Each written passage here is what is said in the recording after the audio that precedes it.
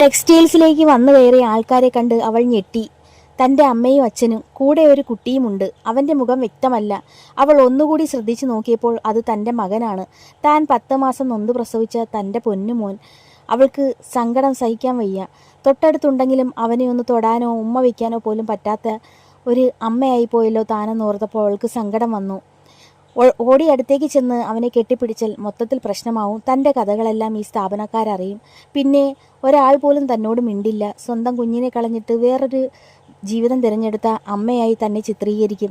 അതുകൊണ്ട് ഓടിച്ചെന്ന് അവനെ തലോടാനോ സ്നേഹിക്കാനോ സാധിക്കില്ല. മാത്രമല്ല അച്ഛനും അമ്മയും തന്നെ ആട്ടി ഓടിക്കുകയും ചെയ്യും. എന്ത് ഗതികേടാണ് ദൈവമേ. അവൾ ഓടി ബാത്റൂമിലേക്ക് പോയി ഒരുപാട് നേരം കരഞ്ഞു. അതിനുശേഷം അവൾക്ക് കുറച്ച് ആശ്വാസം തോന്നി. അവൾ പതിയെ വെളിയിലേക്ക് ഇറങ്ങി. അവർ അവിടെ നിന്ന് പോയി കാണുമോ എന്നതായിരുന്നു അവളുടെ സംശയം. മുകളിലേക്ക് കയറി പോകുന്നതാണ് കണ്ടത്. ഇനി മുകളിൽ തന്നെ ഉണ്ടോ അതോ അവർ ഇറങ്ങിപ്പോയോ? ആകപ്പാടെ അവൾക്ക് സംശയമായി. ആരോടും ഒന്നും ചോദിക്കാനോ തിരക്കാനോ സാധിക്കുകയുമില്ല. അവൾ ആരും കാണാത്ത രീതിയിൽ മറഞ്ഞു ഒളിഞ്ഞുമൊക്കെ നിന്നു.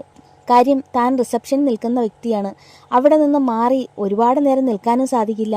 എന്നാൽ അച്ഛൻ്റെ അമ്മയുടെയും മോൻ്റെയും കൺമുമ്പിൽ ചെന്ന് പെടാനും പറ്റില്ല. ആകെപ്പാടെ അവൾ ചെകുത്താൻ്റെയും കടലിൻ്റെ നടുക്കായ അവസ്ഥയായി. അവൾ റിസപ്ഷനിൽ നിന്നുവെങ്കിലും മുഖം മറച്ച് വയ്യാത്തതായിട്ട് അഭിനയിച്ചു. അപ്പുറത്ത് നിന്ന് സഹപ്രവർത്തക ഓടി വന്ന് ചോദിച്ചു, എന്ത് പറ്റി, നിനക്ക് വീണ്ടും വയ്യാതെയായോ? ഒന്നുമില്ലടി, വല്ലാത്ത തലവേദന, എനിക്കൊന്ന് കുറച്ച് നേരം റെസ്റ്റ് എടുക്കണമെന്നുണ്ട്. പക്ഷേ റിസപ്ഷനിൽ നിന്ന് എങ്ങനെ മാറി നിൽക്കും? കുഴപ്പമില്ല, നീ റെസ്റ്റ് എടുത്തോ, ഞാൻ നിന്നോളാം. അവൾക്ക് അത് ഭയങ്കര ആശ്വാസമായി. അവൾ അപ്പോൾ തന്നെ റൂമിലേക്ക് പോയി കുറച്ചു നേരം കമന്നു കിടന്നു. അവൾ വീണ്ടും കരഞ്ഞു. എന്ത് ചെയ്യാനാ, എന്ത് ഗതികേടാണ്. ഇപ്പോൾ താൻ നല്ല രീതിയിൽ നിന്നിരുന്നുവെങ്കിൽ എൻ്റെ പൊന്നുമോനോടൊപ്പം ജീവിക്കാമായിരുന്നു. എന്തു ചെയ്യാൻ, താനെല്ലാം വരുത്തി വെച്ചതാണല്ലോ. തൻ്റെ വീഴ്ച മൂലം തൻ്റെ കുഞ്ഞിനെ പോലും തനിക്ക് നഷ്ടമായല്ലോ. അവൾക്ക് ഓർക്കി സങ്കടം വന്നു. ആർക്ക് വേണ്ടിയിട്ടാണ് ജീവിക്കുന്നതെന്നുള്ള പഴയ തോന്നൽ അവളുടെ മനസ്സിലേക്ക് വീണ്ടും കടന്നു വന്നു.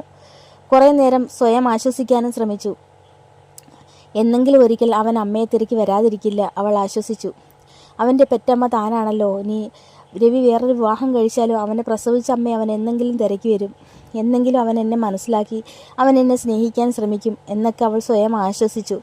അവൻ തൻ്റെ കൺമുന്നിൽ വന്ന് പെടാതിരുന്നുവെങ്കിൽ എത്ര നന്നായിയെന്ന് അവൾ ആശ്വസിച്ചു. കാര്യം തനിക്ക് ഉള്ള സമാധാനം കൂടി പോയി. അവൻ എവിടെയെങ്കിലും നന്നായി ജീവിക്കുന്നുവെന്നും സ്വസ്ഥമായി ഇരിക്കുന്നുവെന്നും അവൾ സ്വയം ആശ്വസിക്കാറുണ്ട്. കാരണം അമ്മയും അച്ഛനും നന്നായി നോക്കും. അതിനേക്കാൾ ഉപരി രവി നന്നായി നോക്കും. അവൾക്ക് അത് ഉറപ്പുണ്ടായിരുന്നു.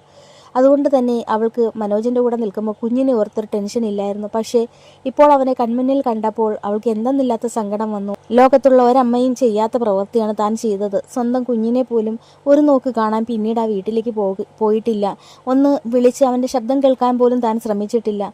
താൻ എന്തമ്മയാണ്? അവൾ വീണ്ടും അവൾക്ക് സങ്കടം വന്നു. അവൾ കുറേ നേരം അങ്ങനെ കരഞ്ഞ് എപ്പോഴും അവളെ കണ്ണം നടഞ്ഞുപോയി. സമയം കുറേ ആയിരിക്കുന്നു. തനിക്ക് പകരം നിന്ന പെൺകുട്ടി അവളെ വന്ന് വിളിച്ചു. സമയം കുറേ ആയില്ലേ, നീ ചെന്ന് നിൽക്ക്, ഡ്യൂട്ടി മാറിക്കഴിഞ്ഞാൽ പ്രശ്നമാകും. അങ്ങനെ അവൾ വീണ്ടും റിസപ്ഷനിൽ നിന്നു. അമ്മയും അച്ഛനും കുഞ്ഞും പോയി കാണുമെന്ന് അവൾക്ക് ഉറപ്പായിരുന്നു. അവൾ അവിടെ നിന്നുവെങ്കിൽ ഒരു പ്രതിമ കണക്കാണ് അവൾ നിന്നത്. അവൾക്ക് ആൾക്കാരെ നോക്കി ചിരിക്കാനോ അല്ലെങ്കിൽ അവരോട് എന്താണ് വേണ്ടതെന്ന് ചോദിക്കാനോ ഒന്നിനും ഒരു ആവേശം ഉണ്ടായിരുന്നില്ല. അതുവരെ കണ്ട രമ്യയായിരുന്നില്ല. പിന്നീട് അങ്ങോട്ട് വാടിത്തളർന്ന് വീഴാൻ പോകുന്ന മട്ടായിരുന്നു. എന്ത് ചെയ്യാനായി, എല്ലാം തൻ്റെ വിധി. പക്ഷേ തനിക്ക് വിഷമമുണ്ടെങ്കിലും എന്ത് വേദനയുണ്ടെങ്കിലും എല്ലാം സഹിക്കാനേ പറ്റുകയുള്ളൂ. ഒരാളോടും ഷെയർ ചെയ്യാൻ തനിക്ക് പറ്റില്ല. സഹപ്രവർത്തകരോട് കൂടുതൽ അടുക്കാത്തത് പോലും അതുകൊണ്ടാണ്. കാര്യം തൻ്റെ വിശേഷങ്ങളോ തൻ്റെ കഥകളും അറിഞ്ഞാൽ എല്ലാവരും തന്നെ വെറുക്കും. നല്ലൊരു ഭർത്താവും നല്ലൊരു അച്ഛനും അമ്മയും നല്ലൊരു പൊന്നുമോനും ഉണ്ടായിട്ട് അവരെല്ലാം ഉപേക്ഷിച്ച് ഇങ്ങനെ ഒരാളോടൊപ്പം ഇറങ്ങിത്തിരിച്ച തന്നെ ആരെങ്കിലും കൂടെ കൂട്ടുമോ? അവൾക്ക് അതൊക്കെ അറിയാമായിരുന്നു. അതുകൊണ്ട് തന്നെ അവൾ ബോധപൂർവം ഒന്നും ആരോടും ഷെയർ ചെയ്യാത്തത്. അങ്ങനെ ഏകദേശം വർക്ക് കഴിയാറായി, ഇറങ്ങാൻ സമയമായി. അവൾ എല്ലാവരോടും യാത്ര പറഞ്ഞ് ഇറങ്ങി. പതിവ് പോലെ ബസ് സ്റ്റോപ്പിൽ നിന്നപ്പോഴും അവളുടെ ശരീരം കുഴയുന്നത് പോലെ തോന്നി. ഭഗവാനെ, എൻ്റെ ആ കണ്ണിൽ നിന്നും ആ കാഴ്ച മാറുന്നില്ലല്ലോ. എന്നെ ഈ പ്രശ്നത്തിൽ നിന്നും നീ രക്ഷിക്കണേ. എനിക്ക് ഒരു സ്ട്രെങ്ത് തരണേ. ഞാൻ എല്ലാ അർത്ഥത്തിലും തളർന്നിരിക്കുകയാണ്. എനിക്ക് ചായാനായിട്ട് ഒരു തോള് പോലും ഇല്ല. ഭർത്താവ് അങ്ങനെ എല്ലാം താൻ വരുത്തി വെച്ചതാണ്. ദൈവത്തോട് പ്രാർത്ഥിക്കാനുള്ള യോഗ്യത പോലും തനിക്കില്ല, അവൾ മനസ്സിൽ ചിന്തിച്ചു. അങ്ങനെ കാത്തു നിൽക്കവേ അവൾക്ക് പോകാനുള്ള ബസ് വന്നു. ബസ്സിൽ കയറി. സീറ്റുണ്ടായിരുന്നു. അവൾ സീറ്റിൽ ഇങ്ങനെ ചാരിയിരുന്ന് തൻ്റെ പഴയകാല ജീവിതം ഈ വിഷമതകൾക്കിടയിൽ കൂടെ പതിയെ മനസ്സിലേക്ക് കയറി വരുന്നുണ്ട്. മനോജുമായിട്ടുള്ള ജീവിതം തുടങ്ങിയതിന് ശേഷം പലവിധ പ്രശ്നങ്ങളിലൂടെ താൻ കടന്നുപോയി, കഷ്ടതകളിൽ കൂടി കടന്നുപോയി, ദാരിദ്ര്യത്തിൽ കൂടി കടന്നുപോയി, ഒരുപാട് വേദനകളിൽ കൂടി കടന്നുപോയി. പക്ഷേ അപ്പോഴൊക്കെ ഈ പ്രശ്നങ്ങൾക്കിടയിലും തൻ്റെ പഴയ ജീവിതം കടന്നു വരികയായിരുന്നു. ഇപ്പോഴുള്ള തൻ്റെ വേദനകളെല്ലാം പഴയ ജീവിതത്തിൽ താൻ അനുഭവിച്ച സുഖങ്ങളെ ഇടയ്ക്കിടയ്ക്ക് ഓർമ്മിപ്പിക്കുന്നതായിരുന്നു. പക്ഷേ ഒന്നും ചെയ്യാൻ പറ്റാത്ത അവസ്ഥ, എല്ലാം സഹിക്കുകയേ നിവർത്തിയുള്ളൂ. അങ്ങനെ ഇരിക്കവേ അവൾക്ക് ഇറങ്ങാനുള്ള സ്ഥലമെത്തി. അവൾ ഇറങ്ങിയിട്ട് അവൾക്ക് കുറച്ചു ദൂരം വീട്ടിലേക്ക് നടക്കാനുണ്ടായിരുന്നു. ഇപ്പോൾ മനോജിനെ അവൾ ഒരു കാര്യത്തിനും വിളിക്കാറില്ല. മനോജ് എന്ന വ്യക്തി ആ വീട്ടിൽ ഉള്ളതുപോലും അവൾക്ക് ചില സമയത്ത് ഓർമ്മ വരാറ് പോലുമില്ല. കാരണം മനോജ് ഉണ്ടായാലും ഇല്ലെങ്കിലും അവൾ ഒറ്റയ്ക്കാണ്. ഒരു സഹായത്തിനോ ഒരു കാര്യത്തിനോ മനോജിൻ്റെ ഭാഗത്തു നിന്നും ഒന്നുമില്ല. മനോജ് ഭർത്താവെന്നുള്ള പേര് മാത്രമേ ഉള്ളൂ. അവൾക്ക് യാതൊരുവിധ സഹായവും മനോജിൻ്റെ ഭാഗത്തു നിന്നില്ല. അതുകൊണ്ട് തന്നെ അവളുടെ ജീവിതം അവൾ ഒറ്റയ്ക്ക് കഷ്ടപ്പെട്ട് തുഴഞ്ഞ് മുന്നോട്ട് കൊണ്ടുപോകാൻ ശ്രമിക്കുകയാണ്. പലപ്പോഴും കാലിടറി വീഴാൻ പോയിട്ടുണ്ട്. പക്ഷേ അപ്പോഴൊക്കെ എഴുന്നേറ്റ് നിൽക്കാനുള്ള സ്ട്രെങ്ത് എവിടെ നിന്നൊക്കെയോ അവൾക്ക് കിട്ടുന്നുണ്ട്. ഇപ്പോൾ ഏക പ്രതീക്ഷയാണ് തൻ്റെ വയറ്റിൽ വളർന്നു വരുന്ന തൻ്റെ കുഞ്ഞ്. ആകപ്പാടെയുള്ള പ്രതീക്ഷ ആ കുഞ്ഞ് മാത്രമാണ്. അതുകൊണ്ട് തന്നെ ഓരോ ദിവസവും അവൾക്ക് ഉണർവ്, ജോലിക്ക് പോകണം, ജീവിക്കണം. എൻ്റെ വയറ്റിൽ ജനിച്ച കുഞ്ഞിനെ ഓർത്തിട്ടാണ് ഇപ്പോൾ അവൾ മുന്നോട്ട് ഓരോ ദിവസവും ചുവട് വയ്ക്കുന്നത്. ഓരോ ദിവസവും ഉണരാൻ പ്രേരിപ്പിക്കുന്നത്, ഓരോ ദിവസവും ജോലിക്ക് പോകാൻ പ്രേരിപ്പിക്കുന്നത്, ഓരോ ദിവസവും കഴിഞ്ഞു പോകാൻ പ്രേരിപ്പിക്കുന്നത്, പ്രശ്നങ്ങളെയൊക്കെ അതിജീവിക്കാൻ പ്രേരിപ്പിക്കുന്നത് എല്ലാം ആ കുഞ്ഞിനെ ഓർത്തിട്ടാണ്. അതുകൊണ്ട് തന്നെ അവൾക്ക് സ്വയം സന്തോഷിക്കാനും കഴിയുന്നുണ്ട്. അങ്ങനെ ഓരോന്നൊക്കെ ചിന്തിച്ച് വീട്ടിലെത്തി പതിവ് പോലെ മനോജ് വീട്ടിലില്ല. അവൾ വീട്ടിനകത്തേക്ക് കയറി ലൈറ്റെല്ലാം തെളിയിച്ചു. അതിനുശേഷം വസ്ത്രങ്ങൾ കഴുകാനും കുളിക്കാനും അടിച്ചു വാരാനും അടുക്കളയിൽ കുറച്ച് പാത്രങ്ങൾ കഴുകാനും ഒരുപാട് ജോലി കിടപ്പുണ്ട്. ഒന്നിനും അവളുടെ കൈ പൊങ്ങുന്നുണ്ടായിരുന്നില്ല. ഈ ജോലികളൊക്കെ ഇത്രയും ഞാൻ ചെയ്തില്ല എങ്കിൽ പിന്നെ ആരും ചെയ്യാനില്ല, താൻ തന്നെ ചെയ്തെങ്കിലേ പറ്റൂ, നാളെ ജോലിക്കും പോകണം.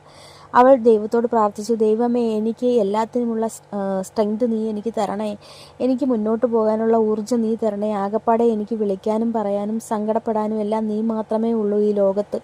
അവൾ ദൈവത്തിനെ കുറേ നേരം വിളിച്ച് കുറേ നേരം മനസ്സുരുകി പ്രാർത്ഥിച്ചു. അതിനുശേഷം സാവധാനം എല്ലാ ജോലികളും ചെയ്യാൻ തുടങ്ങി. കുറച്ച് കഴിഞ്ഞപ്പോൾ മനോജിൻ്റെ കോള് വന്നു. നീ വീട്ടിലെത്തിയോ? ആ വീട്ടിലെത്തി. ഞാൻ കുറച്ച് വൈകും, പതിവില്ലാതെ വൈകുമെന്നൊക്കെ വിളിച്ച് പറഞ്ഞാൽ അവൾക്ക് അതിശയം തോന്നി. അവൾ ഒന്നും പറഞ്ഞില്ല. അത് പറയാനാണ് ഞാൻ വിളിച്ചേ, നീ വെച്ചോ എന്ന് പറഞ്ഞിട്ട് അവൻ ഫോൺ കട്ട് ചെയ്തു. അവൻ വന്നാൽ എന്ത്, വന്നില്ലെങ്കിൽ എന്ത്, അവൾക്കിപ്പോൾ പ്രത്യേകിച്ച് ഒരു ഫീലിങ്സും ഇല്ല. വന്നാലും കൊള്ളാം, വന്നില്ലെങ്കിലും കൊള്ളാം, ഇനിയിപ്പോൾ വന്നില്ലെങ്കിലും പ്രശ്നമില്ല. അതുകൊണ്ട് തന്നെ അവളൊന്നും തുടർന്ന് സംസാരിക്കാൻ നിന്നില്ല, ഫോൺ കട്ട് ചെയ്തു. ആൾക്കാരുടെ ഓരോ മാറ്റങ്ങളെന്ന് അവൾ ചിന്തിച്ചത്. മനോജൊക്കെ എങ്ങനെയായിരുന്നു പ്രണയിക്കുന്ന സമയത്ത്? താൻ ആ പ്രണയത്തിൽ വീണു പോയില്ലായിരുന്നു എങ്കിൽ ഒരിക്കലും തൻ്റെ ജീവിതം ഇങ്ങനെ ആവില്ലായിരുന്നു. അവൾക്ക് ഓർക്കെ വീണ്ടും വിഷമം വന്നു. അതവൾ ഓർക്കാതിരിക്കാൻ ശ്രമിച്ചു. ജോലികളിലേക്ക് കടന്നു. എങ്ങനെയൊക്കെയോ ഉള്ള ജോലികളെല്ലാം ചെയ്ത് തീർത്ത് കുളിച്ച് വിളക്ക് കത്തിക്കുന്ന പതിവില്ലാത്തതാണ്. പക്ഷേ അവൾ ഇന്നു മുതൽ വിളക്ക് കത്തിക്കാൻ തുടങ്ങി. കാരണം ദൈവത്തോട് കൂടുതൽ അടുക്കുമ്പോൾ സ്വയം മനസ്സിന് സമാധാനിക്കാൻ പറ്റുന്നുണ്ട്, ഒരു ആത്മവിശ്വാസവും കിട്ടുന്നുണ്ട്, ദുഃഖങ്ങൾ തന്നെ അലട്ടുന്നത് കുറവായിരിക്കുന്നു. അങ്ങനെ അവൾ വിളക്കൊക്കെ കത്തിച്ച് കുറച്ചു നേരം മനസ്സുരുകി പ്രാർത്ഥിച്ച് കട്ടിലിൽ പോയി കിടന്നു. ആഹാരങ്ങളൊക്കെ രാവിലെ വെച്ചതിരിപ്പുണ്ട്, അതൊക്കെ കഴിക്കാൻ സമയമായിട്ടും ഇല്ല, കുറച്ചുകൂടി കഴിയട്ടെ. അവൾക്കിപ്പോൾ പഴയ കണക്ക് ആഹാരമൊന്നും കഴിക്കാൻ വയ്യ. പലതിനോടും കൊതിയുണ്ടെങ്കിലും ആഹാരങ്ങൾ ആര് വെച്ച് തരാനാണ്? താൻ തന്നെ വെച്ച് കഴിച്ച് മടുത്തു. ഒന്നിനും ഒരു രുചിയുമില്ല, ഒന്നിനോടും ഒരു താല്പര്യവുമില്ല. പിന്നെ വയറ്റിലൊരു കുഞ്ഞ് കിടക്കുന്നത് കൊണ്ട് മാത്രം ആഹാരം കഴിക്കുന്നത്. അങ്ങനെ കിടന്ന് അവൾ ഉറങ്ങിപ്പോയി. ആഹാരവും കഴിച്ചില്ല. മനോജിൻ്റെ തട്ട് കേട്ടിട്ടാണ് അവൾ കതക് തുറക്കുന്നത്. നോക്കിയപ്പോൾ മനോജിൻ്റെ കയ്യിൽ ഒരു കവറ്. ആ കവർ അവൻ അവൾക്ക് നേരെ നീട്ടി. അവൾക്ക് അത്ഭുതം തോന്നി. കല്യാണം കഴിഞ്ഞ് ഇത്രയും നാളായിട്ട് സ്നേഹത്തോടെ ഒരു സാധനവും തനിക്ക് നേരെ നീട്ടുന്നത് താൻ കണ്ടിട്ടില്ല, ഇതിപ്പോൾ എന്താണാവോ? അങ്ങനെ കവറും വാങ്ങിച്ച് അവൾ അടുക്കളയിലേക്ക് പോയി. അപ്പോൾ നിങ്ങൾക്ക് ഈ സ്റ്റോറി ഇഷ്ടമായെങ്കിൽ നിങ്ങൾ എൻ്റെ സ്റ്റോറി തുടർന്ന് കേൾക്കുക. എപ്പിസോഡുകളെല്ലാം എൻ്റെ ചാനലിൽ കിടപ്പുണ്ട്, നല്ല സ്റ്റോറീസാണ്. അപ്പോൾ തുടർന്ന് കേൾക്കുക. അതുപോലെ തന്നെ നിങ്ങൾക്ക് സ്റ്റോറിയൊക്കെ ഇഷ്ടമാകണേ സബ്സ്ക്രൈബ് ചെയ്യാനും മറക്കരുത്. സബ്സ്ക്രൈബ് ചെയ്താൽ മാത്രമേ എൻ്റെ സ്റ്റോറീസിൻ്റെയൊക്കെ നോട്ടിഫിക്കേഷൻ കിട്ടുകയുള്ളൂ. അപ്പോൾ നിങ്ങൾക്ക് ഇഷ്ടമായ ലൈക്ക് ചെയ്യാനും കമൻറ്റ് ചെയ്യാനും മറക്കരുത്. അപ്പോൾ ഇതിൻ്റെ ബാക്കി ഭാഗവുമായി ഞാൻ വീണ്ടും വരുന്നതായിരിക്കും.